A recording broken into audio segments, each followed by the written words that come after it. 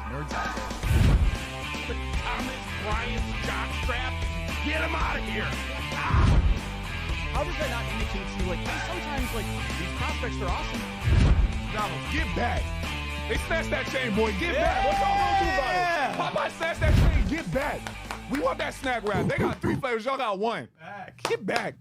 Hey everybody, welcome into the Big Factor here on the Big Play Sports Network, presented by FanDuel. I am Ryan Tyler.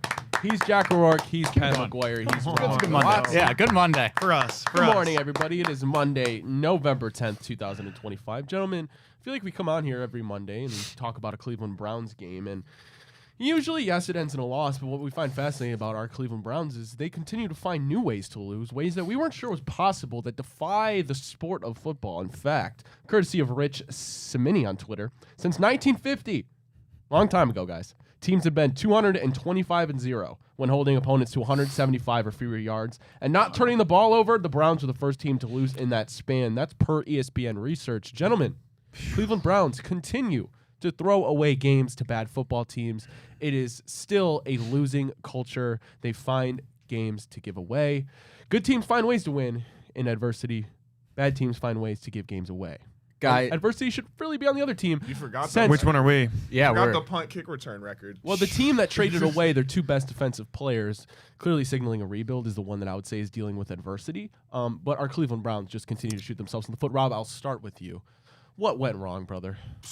You know, I mean, like I just mentioned a second ago, we set a record for the shortest span on a game clock between a kick and a punt return. So I was astonished. One of my friends texted me like right before the defense had the holding and then they jumped off sides. They're like, well, you know the defense is gonna mess up, but like they played great today, and it's like they gave up like 13 points. Justin Fields, I don't think, had 100 total yards of offense, and I mean you can't even. For Dylan Gabriel standards, I don't think it's going to get much better than that on the offense. It's just they're always going to find something. I knew if we got the ball back, as much as we talk about them jumping off sides, we weren't going to go score. So really it just came down to the special teams, but, you know, that was just the flavor of the week for how they wanted to lose today. For the week.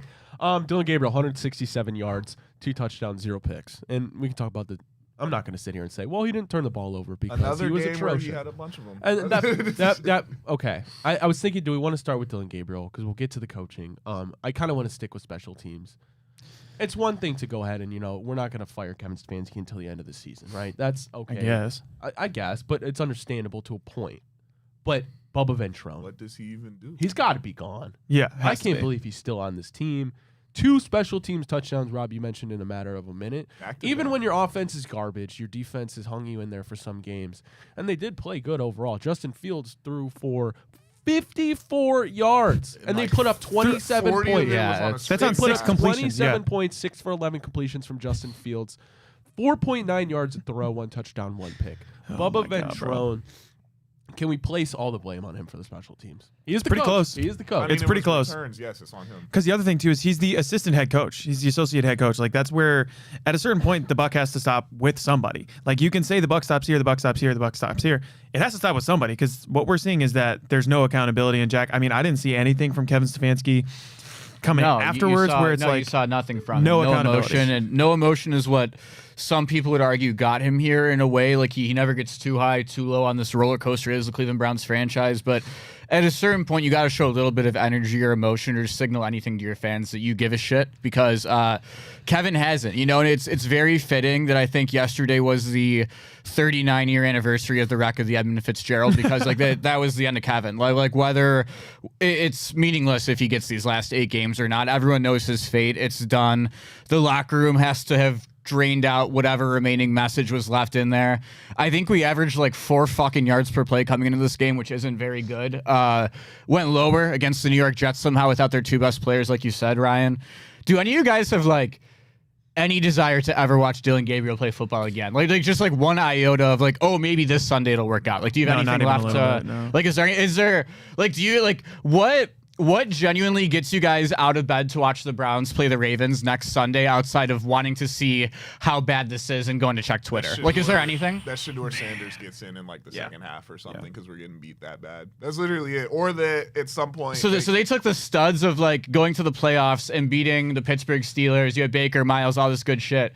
And now it's like, we're excited to maybe see a 5th-round quarterback come in and play halfway through the year in the middle of 5 wins in 2 years.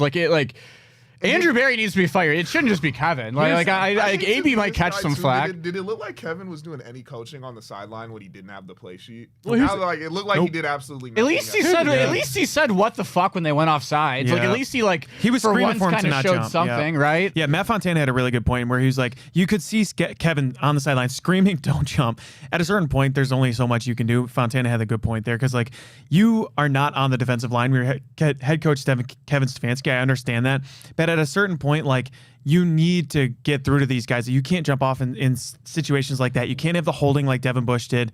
It's just brutal because the penalties are what kill you. It felt like a 2016, 2017 type game post 99 when the Browns came back. It's all penalties and it's just terrible coaching. So we're undisciplined, which is bad coaching. That's coaching. Yeah, it's coaching again. Jumping off sides. Did anyone in the world think that the Jets were going to play there? No, literally one person. Everybody's sitting there watching their TV. They're saying, okay, everyone at the same time. Don't jump. Don't jump. Fuck, he jumps. Yeah. No, for the Cleveland Browns, it's to go back to your question, Jack. Well, what gives you a reason to go watch them play next? Please Sunday tell me. against the Ravens. It's the fact of, I have the opportunity to potentially see the Browns do something I've never seen them do before, which is crazy to think about. I have never seen that. The Cleveland Browns give up. And again, you mentioned it never happened. That was 2 special teams back to back.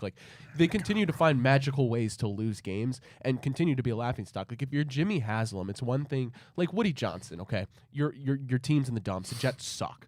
Well, you know what? That's true. But for the Cleveland Browns, they have Myles Garrett. They have talent to a point.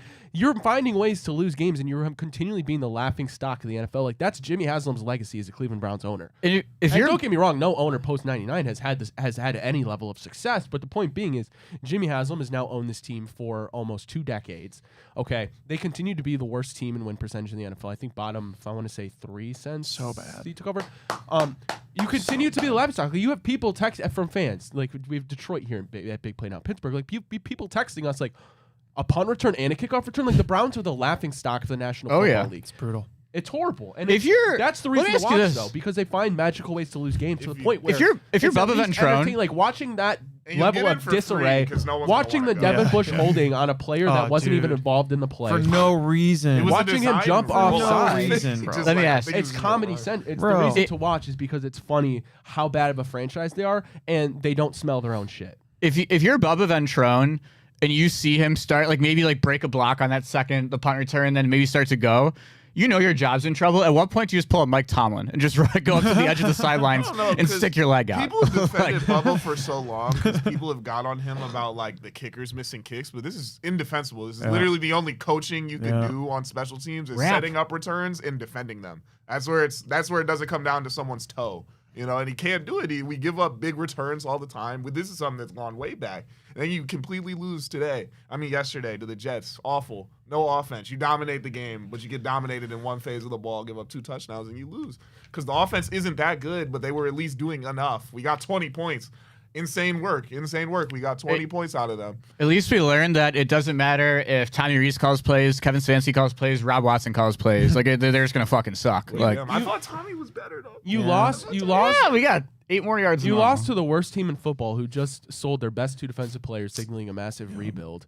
And you had, by the way, 2 weeks to prepare for this Jets team. 2 weeks, and that was the product that you put out on the field. And it sucks because and Dylan Gabriel's horrible. Don't get me wrong; he's never going to be a good still quarterback. bounce passing passes. He's horrible. horrible. You can't do that. This isn't me defending press and circle in 2K. This isn't me defending Dylan Gabriel by any means. He looks horrible. He's in no way, shape, or Defend form him. an Do NFL it. Do it. Quarterback. Do it. No, I'm defending. Do it. It wasn't his fault. We lost. Right, but it's the fact that I'm continuing to come on here and say we could talk Browns just got to find a quarterback. Browns just find a quarterback. That might have been the narrative last year at a point, but now it's completely subsided.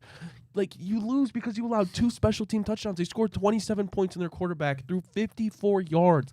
Was it 6 for 11? 6 completions. 6 completions, and the It's Jets Madden 2-minute quarters. scored 27 points, and your defense was yet again good. So here's the other thing too: is that 1 catch from Breece Hall was 42 yards. It was We're getting beat on halfback slip screen like we're playing our buddies in Madden. He was I 6 of 11 for 54 yards, and one of them was 42 fucking yards. That's insane. Because he's either gonna throw it 5 feet over our guy's head. How did that happen? That was the worst throw I've seen in my whole entire life. He like crashed out when he threw it over him. I think he had. Like, who was yours? Was it Corley the receiver? Corley. Yeah, no, Corley was literally like, just like, what the fuck, dude? That one too. There was one. Yeah, there was one that Dylan had where he just like grounded it, and it's probably an 8-yard pass across the middle. The one time where he had a throwing lane too, where the offensive line got him a little bit of a throwing lane. I mean, to bounce those, it looked like he wanted to stop and got like the yips. To be quite honest with you guys, like he's not delivering passes the way that anybody in the NFL really is. And I mean, you see guys come off the bench like Davis Mills is getting it done for the. Yeah, he like shot puts it with the left hand too. I mean, it just looks awful. He's not that guy. It was a solid backup. He's a top 100 pick. He is a top 100 pick. He is that guy. Backup quarterback. All right, well, let's talk about Dylan Gabriel again. 17 for 32, 167 yards, 5.2 yards per completion, 2 touchdowns and no picks. Dylan Gabriel, to me, it looks like, okay, if his first read isn't open, he panics, he taps the ball, and either the pocket collapses and he just runs into it or falls down, or he does that bullshit, throw it into the ground. He must be scared to throw picks. I don't know. I physically, I've never seen a quarterback do that. I've never seen an NFL quarterback not be able to at least look at a second read and do something. Like, that 4th and 1 play, we'll talk about that specifically. I don't know why they were an empty formation shotgun on 4th and 1 in the first place. That's not a formula for success. Time to cook. But you see that film, like, processes. yes, they send, what was it, 5? They might have sent 6. They were playing man coverage across the board. You had options. You had Quinshon going in the flat where the defender was following him. Okay, I think it was Cedric Tillman who just sat right there, curl flat right there, would have been a first down, 3-4 yard completion. Like, it's the little things. Dylan Gabriel is so bad at processing. I don't know if he's scared. And then again, the thing about Dylan Gabriel is he's supposed to be able to process well. Well, that's not happening. So I don't know why Kevin Stefanski continues to put him out there. So let's talk about this. Is it the fact of, well, Shedeur isn't ready? They don't believe in him? I don't think that's the case. No. If I'm reading into this, I think it's a fact of you still have, 8 games left, 9 games, whatever it is. And if you go to Shedeur now and shit hits the fan 4 or 5 weeks, like, they probably don't trust Shedeur to go 9 games, to be honest with you, because if an injury happens, well, you're going to Bailey Zappi, Sean Watson, whatever it is. And again, do you want to play Shedeur Sanders against the Baltimore Ravens? Again, it goes back to the point of, well, you're playing NFL talent any Sunday you step on the field. Yeah. I don't know. Your guys' thoughts? I was going to say, I think I've kind of said this all along with Shedeur, and my thoughts on Kevin specifically is I think Kevin has always known since Dylan Gabriel hit the field first before him that his absolute last chance was going to be Shedeur Sanders.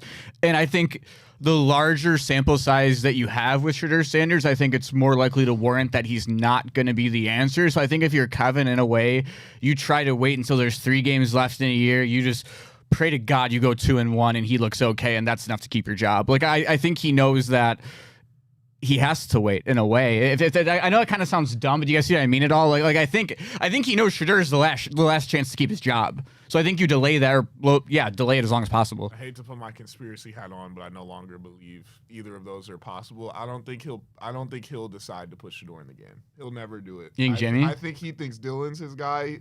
And behind closed doors, I think he really wanted Dylan to be the guy. You think after this he can still look at what he saw in the field? There's no way. At this point, I think these guys can talk themselves into literally anything. Hear me. They've been doing this for so long now.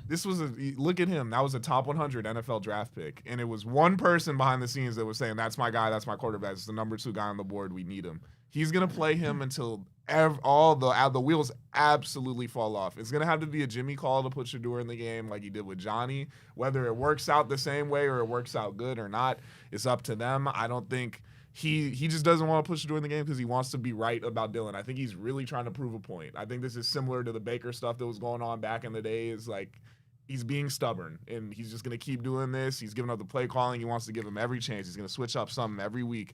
We got Jerry Jeudy to look like an NFL receiver this week, so now he can point to that. He can say, 2 touchdowns, no picks. It wasn't on him.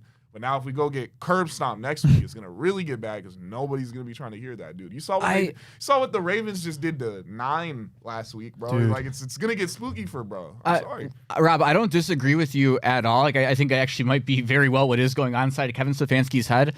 But at what point do you watch what happens and just go, oh, shit, I'm going to lose my job if we don't put someone else in?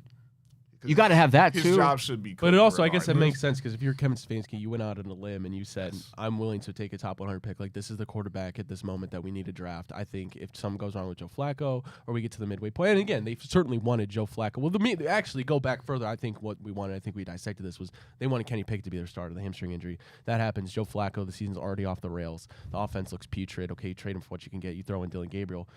Kevin Stefanski obviously probably started Dillon Gabriel way sooner than he wanted to. I think we knew that when he was surprised.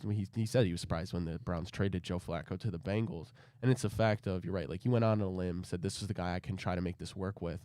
What does that say to Jimmy Haslam to believe in Kevin Stefanski? And that's why, because you're going to next season after the shit show that this has been. You're drafting a quarterback maybe in the first round. We can talk about if they elect to go a second round, third round quarterback, whatever it is, a bridge quarterback. You got to get rid of this regime. You have to start anew. No quarterback's going to come in and succeed in this environment. It has to be washed. Like, his actions are telling me that even if Shador goes in and plays good, he'll get no credit, because I feel like it's something he's just had nothing to do with for real. Like, I the only coach I ever see with him is the was it Musgrave? That's the only coach I ever see with him. Yeah.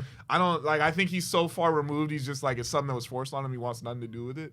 And once it's over with him, it's over for Kevin. But it's really already over for Kevin, because Kevin's just not a good coach. But it's just more stuff piling on and on. The humiliation ritual is really in full swing, because I really don't know how it really does feel like it really does. It's outrageous, bro. It's outrageous. But it's one of those things where even when we're winning, I'm like, dang, nice 95-yard touchdown drive. Kick return, punt return. I already know what time it is. We're going to lose this game somehow, some way, in a nasty way, and then that's just what happens. The other thing that sucks is, like, when there's the kick return, don't get me wrong. Like, you're mad. Obviously, we just went down, got a nice touchdown drive. They tie the game up. But there's a little bit of, like, oh, like, we'll get to talk about this tomorrow. This is funny. Like, that shit happens. Then the punt return happens. It just ruins everything. And, like, everything boils over. Like, it can't get worse than this, can it? I know we've talked about it 1,000 times, but can it? We almost cost ourselves points going into half. I don't know oh my God, bro! Hey, how did he take that? Yeah, that was ridiculous. How did he take that sack? How about we can talk about Bubba and Trone, and obviously this is just facetious, but hey, 1 week you get the onside recovery, then the most beautiful fire drill field goal I've ever seen. Is Andre Schmidt back? No. Here I go saying it, because I said it at the beginning. I'm not giving him credit. Like, they ran out there. Yeah. Credit to the snapper. Credit to the team for getting set up, and credit for Andre for knocking that down. With having no time to line it up. I know damn well when Dillon Gabriel took that sack, I know Kevin Stefanski was about to have an annual. Oh, he was probably so pissed. I was waiting for a guy who throws away every time. I was waiting too when Tom Urias in the booth. When he got knocked down to the ground, I was waiting for him to waste more time by getting pissed off and like being disgruntled. But to his credit, he actually ran off the field as fast as he knew the situation. Chase Claypool type shit. Yeah. All right, I gotta tell everybody about Garage Beer before we keep going. Garage Beer comes in just 2 flavors: classic light lager as well as that classic lime. No frills, no bitterness, no IPAs. It's just a beer the way you want beer to taste, and that is beer flavored beer. So scan the QR code now, or go give their website a visit, drinkgaragebeer.com, to find local retailers who sell garage beer near you. Again, that is drinkgaragebeer.com. All right, man, it sucks. That jumping off sides, everybody and their mothers knew the Jets weren't going to snap the ball. It was the most elementary hard count. Everybody in the stadium, everybody watching, everybody who wasn't even watching football knew that the Jets weren't going to snap the ball, man. And we're in that 98 for Phil Taylor too. And why you can't blame Stefanski for that. Correct. But again, he's the head coach. This entire environment is built upon him. He's the leader. Yeah. Schwartz was losing his mind too. He's got to go, man. And when I say that, I put out a tweet yesterday. Jack, shout out to you. You made the OG Photoshop. You know, everybody loves to put out the Photoshops after the Browns game. I put out this one about John Gruden in a Browns uniform, and it popped off on Dayton, Twitter. Ohio. When I say I got the most mixed, when I tell you I got the most mixed responses I've ever seen from a tweet of mine, this takes the cake. People were in love with John Gruden, the idea of him being the Browns coach, and people couldn't even stand the idea of John Gruden being a Browns coach. Jack, I mean, Photoshop. I'm touched 1.1. I think so. What happened was last year, very early on in the year, I was the first on the Shador to Cleveland wave when we lost to the Giants. I think it was week 3 last year. I stuck my claim as a John Gruden guy. I think it was. What was the second game we lost this year? Week 2? Yeah, we went 0-2. Yeah, week 2. Yeah, Ohio kid, first of all, right? From Dayton. So, he's familiar with the area. Wants to be a Cleveland Brown. What? Yeah. He's from Ohio. He's from Ohio.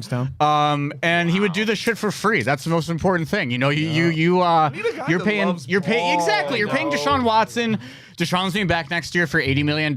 You got to cut corners on the money somewhere. You're watching all these big college football contracts get handed out. They're talking about buying those back down in the future.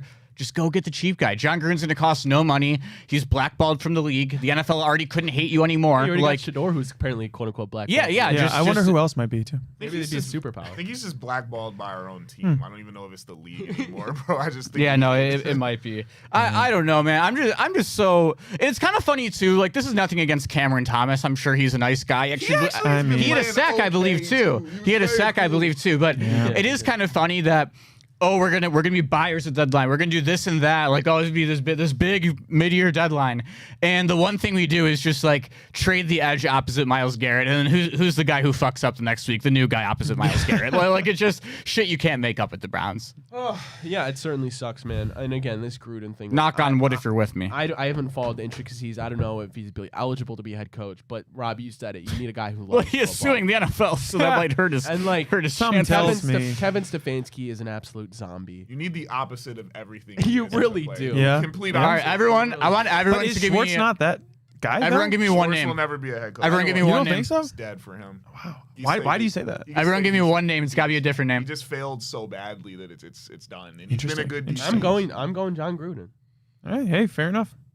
Sandusky, by the way, he's from Sandusky. I've been Same on shit. Brian Flores, so I'm sticking with I would it. like. I want Bill O'Brien. All right, guys. Shout well, out Josh. Shout out Josh Grissom. We try to at least maybe find a little bit of a glimmer of hope for our Cleveland Browns, and often that is looking into the future of the NFL draft. Let's go. At some Yeah. point, the Browns got to get it right. Well, that I can't promise. I don't know. But Can't promise honestly, that. It's been for the Cleveland 40 Browns, years. it could have been a lot worse week in terms of the future because the Cleveland Browns lost. Tankathon. The New Orleans Saints, they won. Congratulations. They beat the Carolina Panthers. The Giants lost.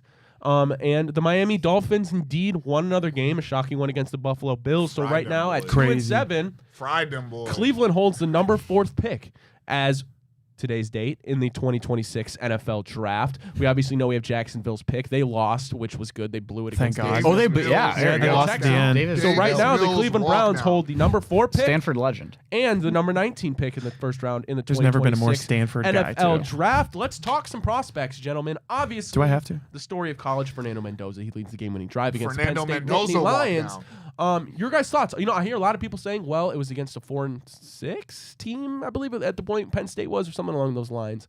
But listen, they got some NFL players on the defense. Team You're with still in nothing to lose, you're in a bad environment. A team with nothing to lose. A new coach trying to get some sparks lit in that locker room. Fernando Mendoza with a beautiful walk down game winning drive. That catch, what was that guy's name? I'm sorry, Mark Cooper. Mark Cooper. Thank you. That was probably the most insane catch I've seen in college football this season. And then Ty Simpson right now has Alabama number 4th in the country. One of those two, it seems like that's the direction they're going. Those are going to be the top 2 quarterbacks taken unless we see something else happen.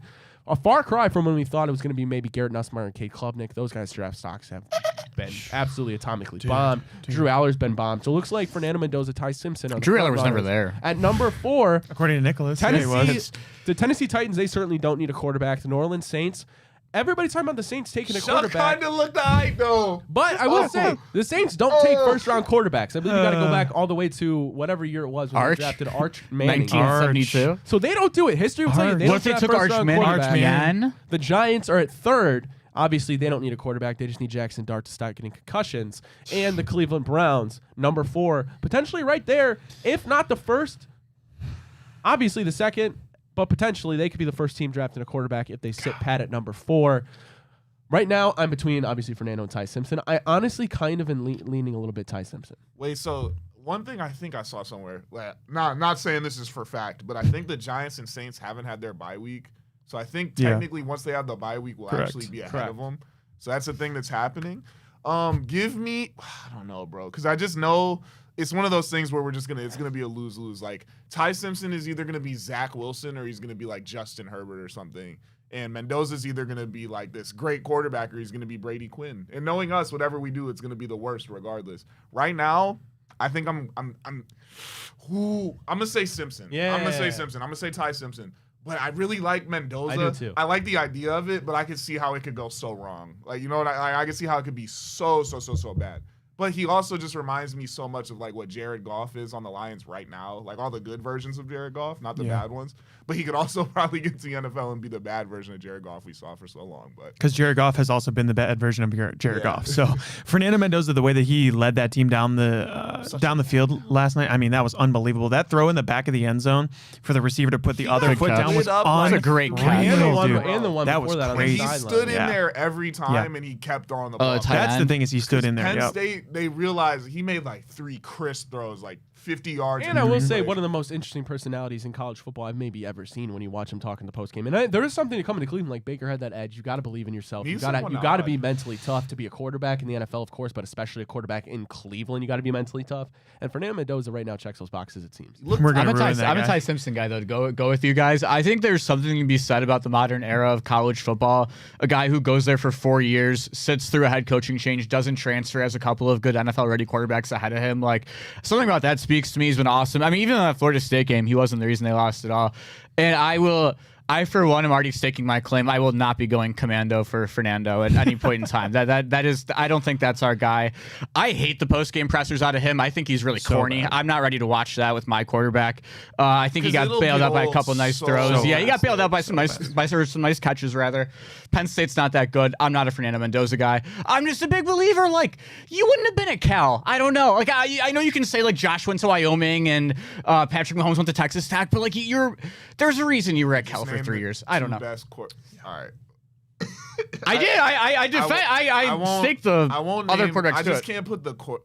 He's balling out on a good team. It is what it is. I'm not holding the colleges. I don't care about any of that. Yeah, I don't either. Like they sent 7 at his head like 4 straight times. He took a hit every time and delivered beautiful balls.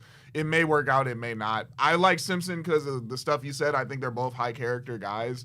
And I've seen like a lot of TikToks and stuff about how the players respond to Ty Simpson and how much they actually like him. So I would hope he could continue to come do that in the NFL and be a leader. I also think he's just a little more mobile, a little more of the explosive quarterback. So that's why I want to see it. But also at the same time, they're just gonna take Carson back in the 4th round or some shit. Well, I heard someone say we're gonna try to take Drew Aller at the end of day 2. Like I'm hearing that of the CFL draft. That was someone from like I know they had 2 days. Sure does radio for the Browns said that could be a possibility. Well, I mean, what has Drew Aller shown in college that implies he's not a quarterback? He's been so. We're saying we're gonna just punt on quarterback this year because we're gonna need to draft 80 linemen and 42 receivers. That we draft a project in the 3rd round. We run it back with Dylan and Shador in the room, and it's. I'm already done with Dylan. It's Drew Aller, more weeks this year.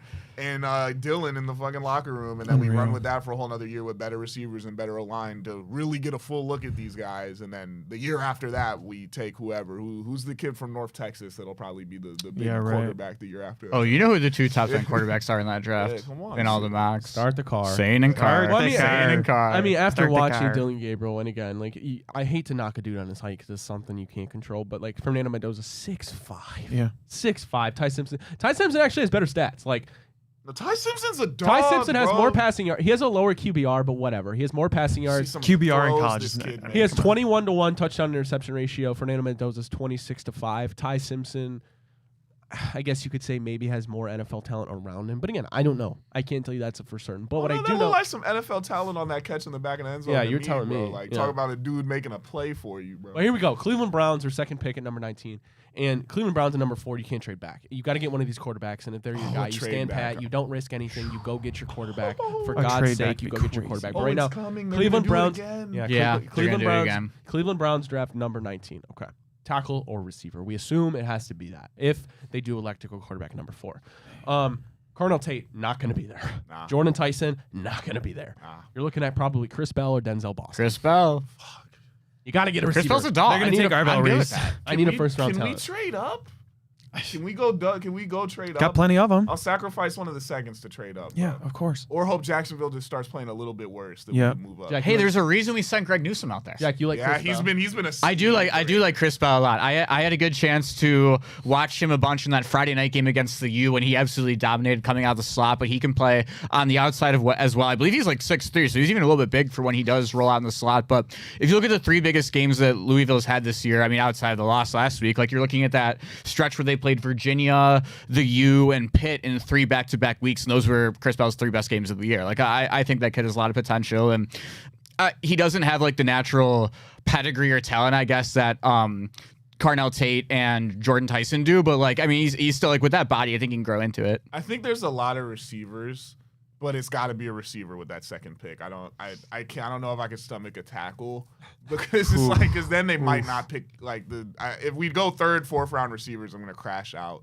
You've seen it in Cincinnati. What if we're going 3rd, 4th round tackle though? Then sign some guys. I'd rather see You have that. no money. Oh, You figure got it to out. get Callahan back. Figure it out, bro. Dude. You got to develop and sign. You got to hope some of the We're already backups are negative gonna play. money. No, you got to figure it out because man. Cincinnati made it work with good receivers and no line and a solid quarterback. So the quickest fix is get. Well, the we got to get a quarterback. Joe Burrow and a Jamar Chase then. And you So gotta- what are we gonna do if we try to pick a receiver in the 3rd round? How are we gonna get them there? They were all top 10 picks. And you That's gotta what get- I'm and saying. you You gotta- got to pick them in the 1st round. And you got to get a coach that's going to be able to work It's that not type all of going to get offense. fixed in one offseason, but I want to see him at least put some exciting players on the field for me to watch. One of the big I watched tankathon- Joe Thomas for 13 years, and I Yeah. never went to the game like, oh boy, I'm ready to see him protect. How this about that edge. pancake? One of the big tankathon things that we need to watch too is this Week 12 game that we have against the Raiders too, because the Raiders are right in the thick of that tankathon thing. We could easily lose that game. That is a snoozer in Las Vegas at 4 o'clock, just like we it's a did. 4 o'clock It's a start. 4 o'clock That's start. nap Gotta time. get That is flex. nap time. They Somehow, will be some way. losing. They will lose that thing 19 to like. They might 5. flex that to 9:30 a.m. in America. Yeah. Geno Yeah. Smith going crazy. Yeah. Oh, man. Give up a grand slam in the I bottom don't of the like third. It's Boston 13 to either, 3. just because when he played Ohio State, he did absolutely nothing. I don't like when the kid from Washington, Denzel Boston. 6'4" receiver, he Yeah. did absolutely nothing versus Ohio State. Don't like when you see stuff like that. All right, maybe you can just draft the rights to Julian Saint or CJ Carr. Can All we right, draft start Jeremiah the Smith a car year now. early? Start the car. I know. Start the car. People would say that like if you could Could how we just- if teams could draft the rights to Jeremiah Smith this year, how early do you think he'd go? I would take him with our first pick. I mean, almost, bro. yeah, I mean, you go top 5. I'm not gonna lie. That That'd be might, insane. and then take the I don't know. We'll see, man. We'll see. Would you want them to sit out that year if you did that? Yes, don't go get hurt. I mean, yeah. Because then it's like, oh, like they haven't played I football would in a want year. him if they were Right. to do But that. good luck telling that kid who's making $10 million in it, not that much, Yeah. but you know what I mean. In it, Pretty I close. That guess. situation Pretty close wouldn't these it be like days. a go to school, graduate, but then like come train here, like you just unenroll from the team. Just no. Just walk onto the New York Jets would be pretty dope. All right, guys. Well, we got to flip because we Well, have what's to he talk gonna do about about this story. stats We're one done talking about time? our Cleveland Browns. classes. It's a new week, but we're talking about our Cleveland Guardians, guys. This just gets more and more bizarre. News came out yesterday.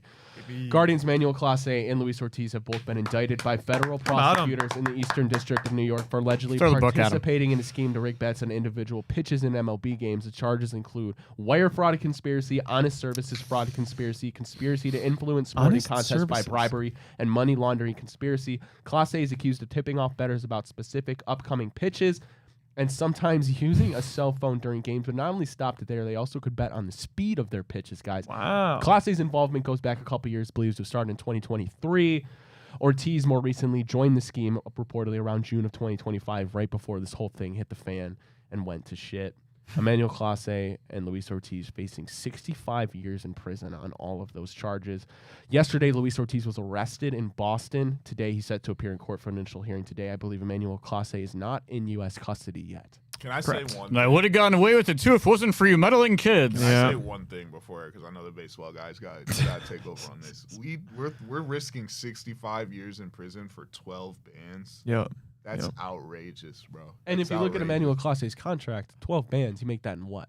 One game, That's damn near. nasty. Yeah. Work. He when he wakes up, rolls over to the bathroom, hops on TikTok, and takes a shit. He makes $12,000. I mean, I believe I'm Crazy, assuming bro. what I'm assuming is it was more Assume nothing. These are the dumbest human beings on the planet. it was Yeah. more so for the inside people, their friends, the people in the DR to make money. 'Cause Yeah. they said they made over $400,000 100%. on this type of stuff. So it was obviously more so for that. But just the fact that you're risking your career. Pat, you had a good point. You said, and elaborate on this. You said Emmanuel Clase had a chance to be the greatest closer of all time. Yeah, he was genuinely like on track. Austin Hedges, you heard him talk about it. I mean, he was already the franchise leader in saves. He was one of the most dominant pitchers in baseball, truly. He was in Cy Young running in 2024 with like a 0.64 ERA. That never happens. That's always a starting pitcher award, that type of thing. But like, you were set to make $10 million in 2027, $10 million in 2028, 2026. You bought out your final year of ARB for $6.4 million. So it's kind of one of those things where you see these, documentaries about how all the people lost their money when they go into the NFL, that type of thing. There's so many more like strings attached to all of these guys going in, especially from lower income countries like the Dominican, where baseball for a lot of those guys is the only way out. So like I can understand how you get involved with the wrong people. Fernando Tatis Jr., he got involved with people who are buying out the front end of people's contracts, and his dad played in the fucking MLB. That's the craziest part about this baseball world, where like the salary, having no salary floor is kind of crazy, because then it brings out an opportunity for all of these people to actually get involved with the wrong people in the wrong countries.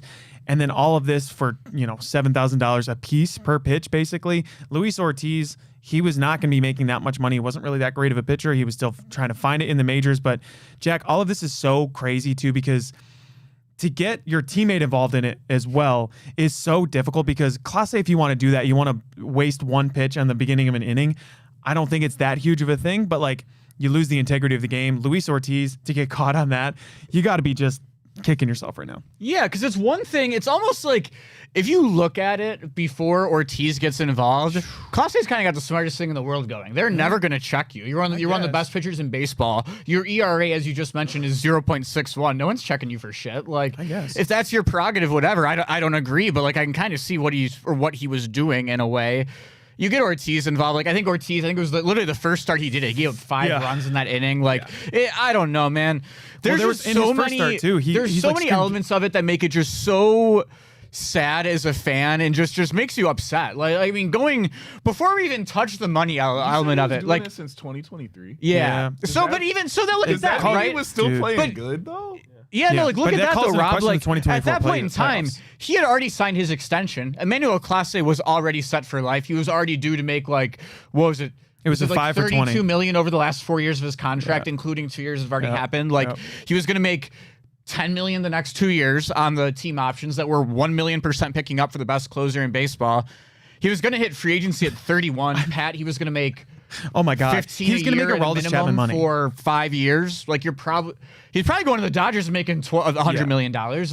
He had $130 million right there if all he did was not get popped for steroids again, which he did earlier in his career. If people didn't know listening in, that was right when he got to Cleveland, or bet on baseball. It makes a high no sense. Guy. Yeah. And how the fuck are you calling people? And I'm not trying to call out the bullpen guys. Obviously, they're not out there trying to see if Emmanuel Clase is on his phone, but what are you doing? How does it get to a point where your closer is on his phone right before going into a game? And it was a phone call too. He's not texting what message does that send to your teammates, to the organization, the people who are trusting $40+ million into you?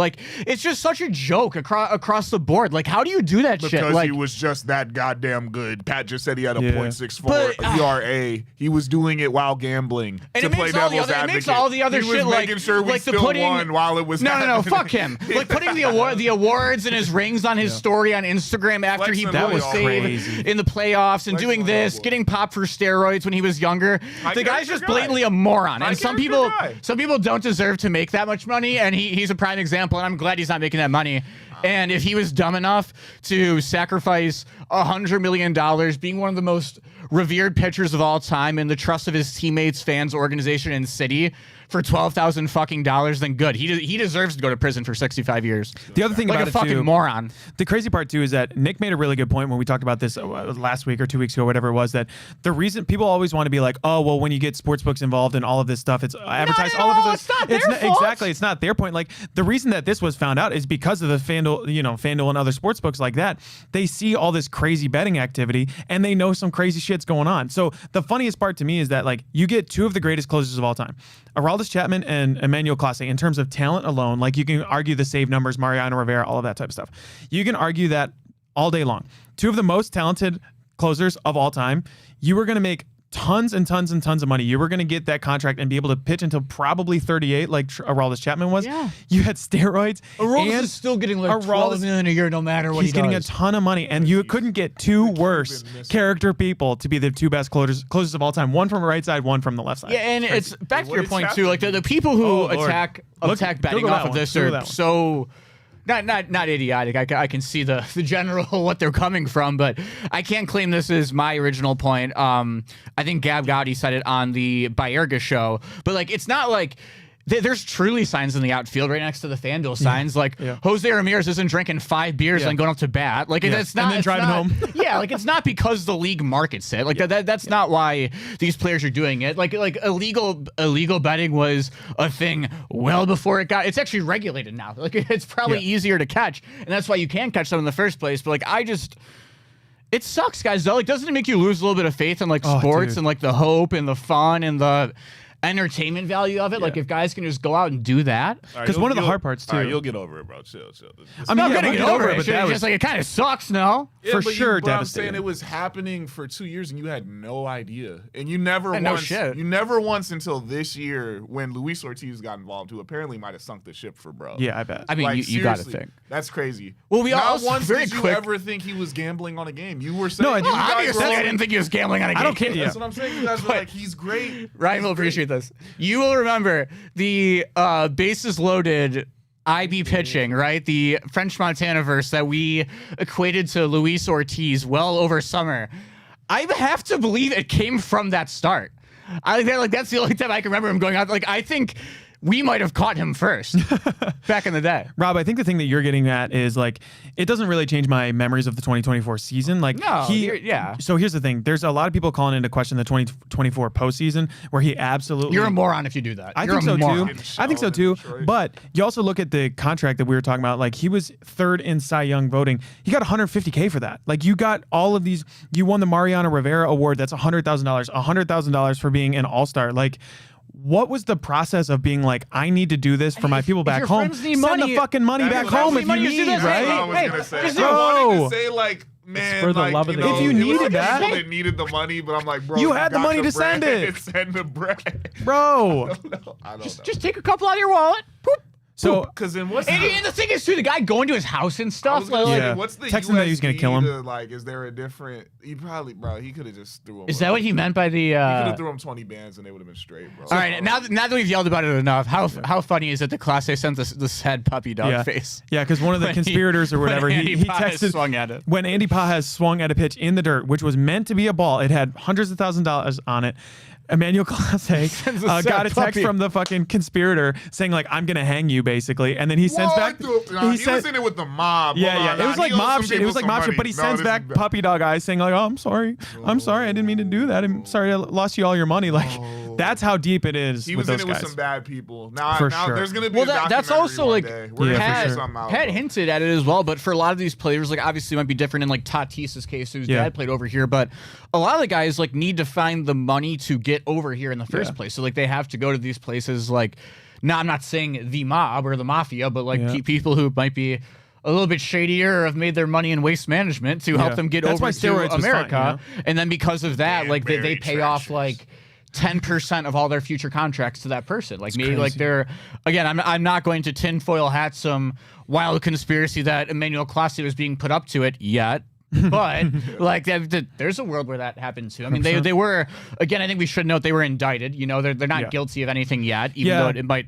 look They pretty just- they damn. just- You don't bring an indictment unless you've got enough evidence. No, to yeah, do it. no, the for feds sure. don't mess with that shit. Yeah. They. Yeah, as Bruce Drennan, and I quote, 85% of the time they bring an indictment, they're going to Oh, I win. think it's 95. 95? Yeah, 95%. Okay, and I don't though. quote. What if they're part of the 5? What if Hey, they keep man, the case? Then is that'd be everyone hilarious. Gonna apologize, and then are they gonna pitch again? Like, Yeah. how does this all work? Absolutely then? not. If No, they'll be banned for life. But like, I'm shocked that hasn't come down yet because GG. we kept saying we're waiting for Well, I guess they gotta how wait. long. Yeah, I guess they got to wait for how long, after the World Series that they want that news dump to come out. But I mean, still. You gotta love the just kick return touchdown. Oh fuck, I'm gonna check my phone, see what Twitter's saying. Emmanuel Clase is suspended for life. Oh, let's go watch the Browns again. Punt return touchdown. Banned for life. What does banned mean? All right. Silly men. Why would they bet? All right, let's go to FanDuel and make our parlay. of the Yeah, day. yeah. Before we do that, I got to tell everybody all about our great friends at FanDuel because we're allowed to bet. Yeah. Because we aren't part of a major Legally, league thank you. organization.